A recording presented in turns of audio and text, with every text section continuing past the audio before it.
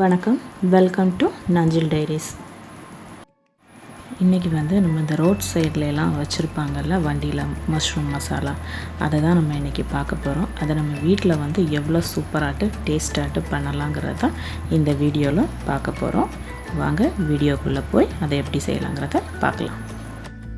First காளான் பொரிச்சு எடுக்கணும் பக்கோடா மாதிரி. ஓகே, அதுக்கு நான் 1 கப்பு காளான் எடுத்திருக்கேன். ஓகே, ப்ரௌன் எந்த காளான் வேணாலும் எடுத்துக்கலாம். இது இந்த மாதிரி சின்ன சின்ன பீஸாக கட் பண்ணிவிட்டு நல்லா தண்ணியில் அலசிட்டு ஒரு வடிகட்டியில் வச்சு எடுத்து வச்சுருக்கேன். 3-4 தடவை பண்ண போகிறது வரைக்கும் அடுக்க கழுவணும். மண் இருக்காது, அது ஒரு மாதிரி ஒரு பச்சை ஸ்மெல் இருக்கும். அது ஒன்றைக்கு இங்கே பேக் பண்ணதுனால மண் இருக்காது.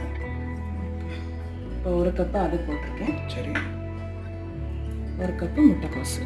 ஓகே, இதில் எது வேணாலும் கூட்டியே கொச்சா எடுத்துக்கலாம். சரி, முட்டைக்கோஸ் ஜாஸ்தி வேணும்னா அதை எடுத்துக்கலாம், இல்லை மஷ்ரூம் ஜாஸ்தி வேணும்னா அதை எடுத்துக்கலாம். சரி, ஓகே. அப்புறம் இதில் 1/2 கப்பு கடலை மாவு. சரி, மைதா. கடலை மாவு கலர் வெள்ளையாக இருக்கேன்னு கேட்குவாங்க. Maida. Okay. 1/4 cup cornflour. Okay. So 1 cup maida எடுத்துருக்கேன். 1 கப்பு இல்லை, 1/2 cup maida, 1/4 cup cornflour. Okay. இதில் காரத்துக்கு சில்லி பவுடர். அவங்கவுங்க தேவைக்கு ஏற்ற மாதிரி. காரம் அவங்களுக்கு ஏற்ற மாதிரி. ஓகே. அப்புறம் ஒரு 1/2 ஸ்பூன் கரம் மசாலா. ஓகே. இப்போ இதுக்கு தேவையான அளவு உப்பு. சரி, உப்பு போட்டுட்டு இதை நல்லா மிக்ஸ் பண்ணிக்கோங்க. சில மஷ்ரூம்லேருந்துலாம் தண்ணி வரும். இப்போ எனக்கு ரொம்ப ட்ரையாக தான் இருந்தது, அதனால நான் கொஞ்சம் தண்ணி தெளித்து மாவு பிசைஞ்சுக்கிட்டேன். ரொம்ப தண்ணி தெளிக்காதீங்க, லைட்டாக தெளித்து மாவு பிசைஞ்சுக்கோங்க, தேவைப்பட்டால் மட்டும். இந்த மாதிரி பிசைஞ்சு எடுத்துக்கணுமா? ஆமாம், இது தேவைப்பட்டால் கொஞ்சம் தண்ணி மிக்ஸ் பண்ணியே பிசைஞ்சிக்கலாம். நான் இப்போ கொஞ்சம் தண்ணி மிக்ஸ் பண்ணி தான் பிசைஞ்சு வச்சுருக்கேன் பக்கோடா மாதிரி. இப்போ இதை எல்லாத்தையும் பொரிச்சு எடுத்துடலாம். எண்ணெய் சூடாகிடுச்சு. நம்ம இதை பொரிச்சு எடுத்துடலாம்.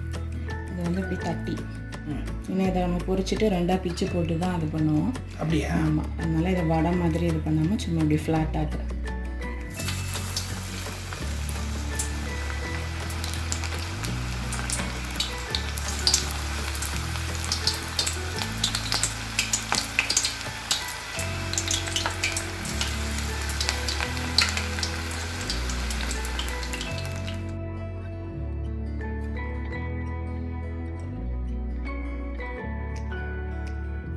பக்கோடா போட்டதும் திருப்பி விடாதீங்க, ஒரு 2 செகண்ட் விட்டுட்டு அதுக்கப்புறமா மெதுவாக திருப்பி விடுங்க.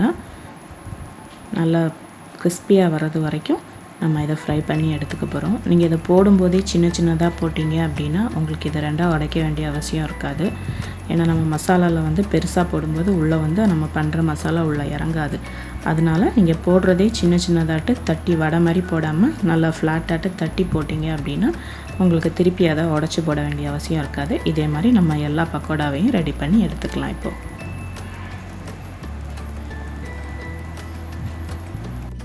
இந்த மாதிரி எல்லா பக்கோடாவையும் பொரிச்சு எடுத்துக்கோங்க. இந்த சின்ன சைஸில் இந்த மாதிரி குட்டி குட்டியாட்டு, பெருசாக இருந்துச்சுன்னா 2ஆக உடச்சி போட்டுக்கோங்க. இப்போ இதெல்லாம் பொரிச்சு எடுத்தாச்சு. இப்போ மசாலா ரெடி பண்ணிடலாம். மசாலா பண்ணுறதுக்கு நான் பேன் வச்சுருக்கேன். இந்த பேனில் 2 டேபிள் ஸ்பூன் எண்ணெய் ஊற்றிக்கலாம்.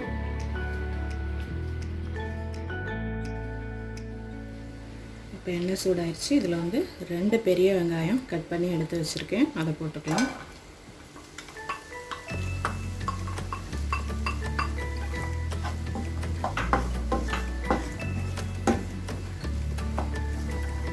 ஒரு பச்சை மிளகாவை சின்ன சின்னதாக கட் பண்ணி வச்சுருக்கேன், அதையும் போட்டுக்கலாம்.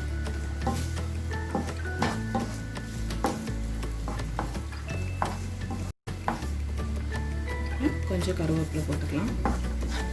இப்போ இந்த வெங்காயம் நல்லா வதங்கட்டும். இந்த வெங்காயம் கொஞ்சம் கலர் சேஞ்ச் ஆகி நல்லா வதங்கட்டும். அதுக்குள்ளே நம்ம இங்கே 2 தக்காளியும் கொஞ்சம் இஞ்சி பூண்டு எடுத்து வச்சுருக்கோம். இதை பேஸ்ட்டாக அரைச்சி எடுத்துக்கலாம். நான் சாஸ் எதுவும் சேர்க்காதனால 2 தக்காளி எடுத்துக்கிறேன். நீங்கள் சேர்க்குறதா இருந்துச்சுன்னா 1 தக்காளி எடுத்தால் போதும். இந்த வெங்காயம் கொஞ்சம் வதங்கி கலர் சேஞ்ச் ஆயிடுச்சு. இந்த டைமில் நம்ம அரைச்சி வச்சுருக்க இந்த தக்காளி இஞ்சி பூண்டு பேஸ்ட்டு விழுதை இதில் போட்டுக்கலாம்.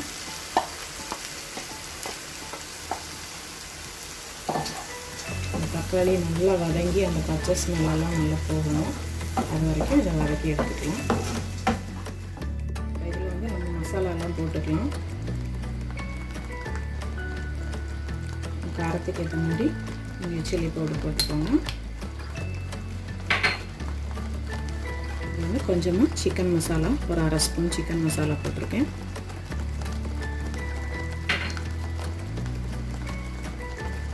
ஒரு 1/2 ஸ்பூன் வந்து கரம் மசாலா,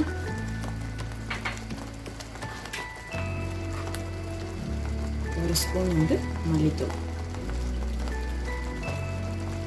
இப்போ இது எல்லாத்துக்கும் தேவையான அளவு உப்பு போட்டுக்கலாம். ஏற்கனவே பக்கோடாலாம் உப்பு போட்டு தான் நம்ம பண்ணியிருக்கோம். இந்த மசாலாவுக்கு மட்டும் நம்ம உப்பு போட்டுக்கலாம். இப்போ இது எல்லாத்தையும் நல்லா மிக்ஸ் பண்ணிவிட்டு இந்த தக்காளியோட பச்சை வாசனை போகிறது வரைக்கும் நல்லா வதக்கிக்கலாம். இந்த தக்காளி அரைச்சி ஊற்றினது வந்து நல்லா வறண்டு வந்துருச்சு. இந்த அளவுக்கு நல்லா பச்சை வாசனை போகிறது வரைக்கும் நல்லா வறட்டி எடுத்துக்கோங்க. இப்போ நான் இதில் வந்து வெறும் ஒரே ஒரு டேபிள் ஸ்பூன் டொமேட்டோ கெச்சப் மட்டும்தான் ஆட் பண்ணுறேன். நீங்கள் வேணும்னா இது கூட சோயா சாஸ் கூட ஆட் பண்ணிக்கலாம். நான் அது எதுவுமே ஆட் பண்ணலை. இந்த டொமேட்டோ கெச்சப் மட்டும் ஒரு ஸ்வீட்னஸ்க்காக நான் ஆட் பண்ணியிருக்கேன். உங்களுக்கு வேணும்னா ஆட் பண்ணிக்கலாம், இல்லாட்டி இதை அவாய்ட் பண்ணிக்கலாம். இப்போ டொமேட்டோ கெச்சப் போட்டு நம்ம வதக்கியாச்சு. இதில் வந்து ஒரு டேபிள் ஸ்பூன் வந்து கார்ன்ஃப்ளவர் மாவு எடுத்திருக்கேன். இதில் வந்து 1/2 கப்பு தண்ணி விட்டு நல்லா கட்டி இல்லாமல் கரைச்சிட்டு இந்த இதில் ஊற்றிடலாம். இந்த மாதிரி 1/2 கப்பு தண்ணியில் கரைச்சி எடுத்து வச்சுருக்கேன். இப்போ இதை வந்து இதில் ஊற்றிடலாம்.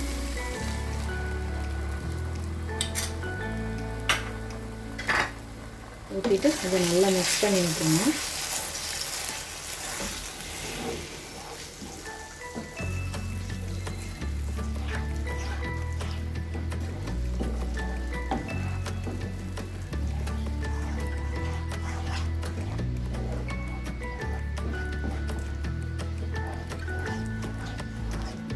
இந்த அளவுக்கு நல்லா மிக்ஸ் பண்ணி விட்டுட்டு இதில் வந்து நம்ம வந்து இந்த பொரிச்சு வச்சுருக்க பக்கோடாவை எடுத்து இதில் போட்டுடலாம்.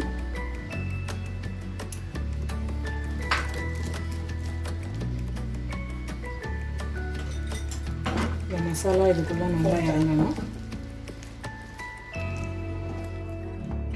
இந்த மசாலா இதுக்குள்ளே நல்லா இறங்கணும். நம்ம ஒரு 10 நிமிஷம் அப்படியே இதை சிம்மிலே வச்சு விட்டு கொஞ்சம் ட்ரை ஆக விட்டுறலாம். தண்ணியெல்லாம் ஊற்றி நல்லா ட்ரை ஆயிடுச்சு. இந்த ஸ்டேஜில் நம்ம ஆஃப் பண்ணிக்கலாம். கொஞ்சமாக கொத்தமல்லி தூவி அதை அப்படியே ஸ்டவ் ஆஃப் பண்ணிடலாம். இப்போ இதை ஒரு பவுலுக்கு மாற்றிட்டு நான் காமிக்கிறேன். இது இந்த தள்ளு வண்டியிலலாம் வச்சுருப்பாங்கல்ல, ரோட் சைடில் கையேந்தி பவனில் இருந்த அது மாதிரி ஒரு ட்ரை. அது மேலே அவங்க வந்து அந்த பானிபூரியை பிடிச்சி போட்டு தருவாங்க. நம்ம ஓமப்பொடி இருக்குது, ஓமப்பொடி போட்டுருக்கோம். சரி, பார்க்குறதுக்கு நல்லாயிருக்கு. குக் பண்ணும்போது வாசனை நல்லா இருந்தது. டேஸ்ட் பண்ணி பார்த்துருவோமா?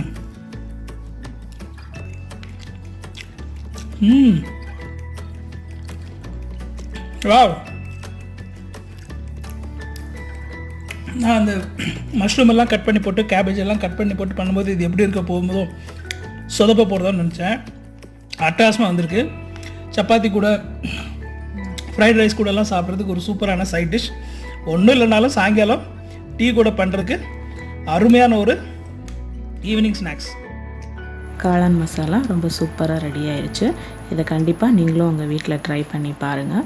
இந்த வீடியோ உங்களுக்கு பிடிச்சிருந்துச்சுன்னா எங்கள் சேனலை லைக் பண்ணுங்கள், ஷேர் பண்ணுங்கள், சப்ஸ்கிரைப் பண்ணுங்கள். பக்கத்தில் இருக்க பெல் சிம்பிளை மறக்காமல் கிளிக் பண்ணி வச்சுக்கோங்க. தேங்க்யூ ஃபார் வாட்சிங்.